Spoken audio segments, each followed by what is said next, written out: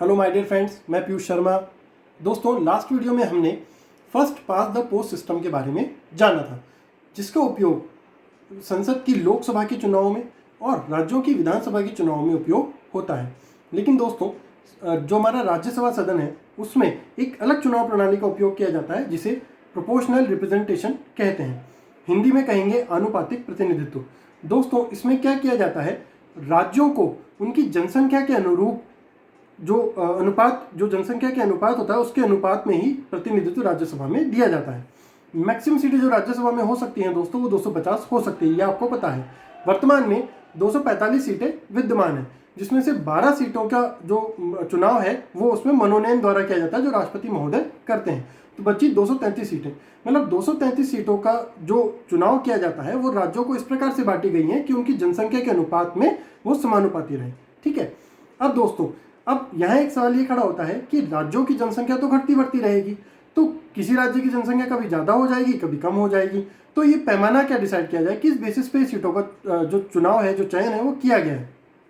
तो दोस्तों, 1976 की जनसंख्या को एक पैमाना माना गया है। मतलब जो 1976 की जिन जिन राज्यों की जो जनसंख्या थी उसको एक फिक्स कर दिया गया है, उसी के अनुरूप राज्यसभा की सीटों को उस जनसंख्या के अनुरूप में बांट दिया गया है। अब अगली जो जनसंख्या जो मानी जाने वाली है, जो अभी दी गई है, वो 2026 की जनसंख्या मानी गई है। मतलब जो 2026 की जो जनसंख्या निकल के आएगी, दोबारा से राज्यों की सीटें हैं राज्यसभा में, उसको 2026 की जनसंख्या के अनुपात में बांट दिया जाएगा। अब दोस्तों, क्योंकि ये राज्यसभा एक स्थायी सदन है और हर 2 साल में 1/3 सदस्यों का चुनाव किया जाता है, तो मतलब ये जो राज्यसभा है वो विकसित होती नहीं है। तो मतलब हर राज्य को हर साल, जरूरी नहीं कि किसी न किसी सीट के लिए चुनाव करके किसी व्यक्ति को भेजना पड़े, हर साल, हर 2 साल, हर 3 साल में कोई एक सीट रिक्त होती है, जिसके बेसिस पे नया चुनाव किया जाता है। तो हम इसे एक एग्जाम्पल लेके समझते हैं कि अनुपातिक प्रतिनिधित्व होता क्या है। हम एक राजस्थान का एग्जाम्पल ले लेते हैं।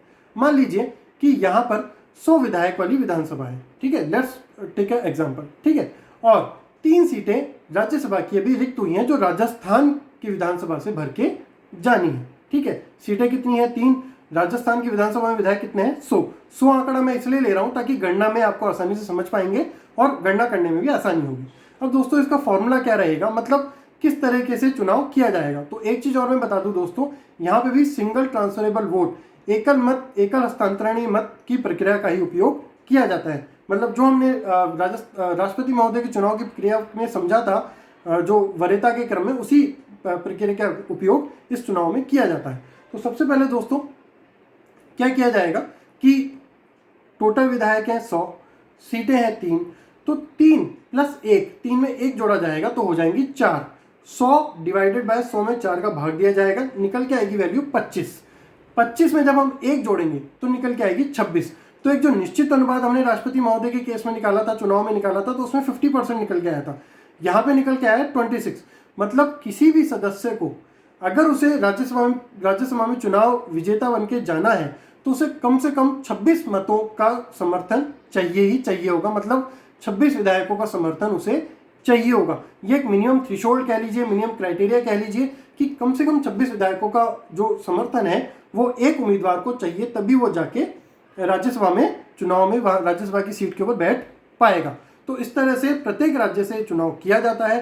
राज्यसभा में जो सदस्य चुन के जाते हैं वो एकल हस्तांतरण मत और राज्य की विधानसभाओं से जो चुनाव प्रक्रिया होती है उस द्वारा ये चुने जाते हैं। तो दोस्तों, आशा करता हूं कि आपको ये वीडियो समझ आया होगा, आपको ये दोनों प्रक्रियाएं समझ आई होगी, first pass the post system और प्रोपोर्शनल रिप्रेजेंटेशन। अगर ऐसा ही कोई और टॉपिक जो आपको लगता है कि कंफ्यूज कर रहा है, आप हमें कमेंट सेक्शन में लिख के बता सकते हैं। हम उसके वीडियो बना के आपका कंफ्यूजन दूर करने की कोशिश करेंगे। तो दोस्तों, पढ़ते रहिए। जय हिंद।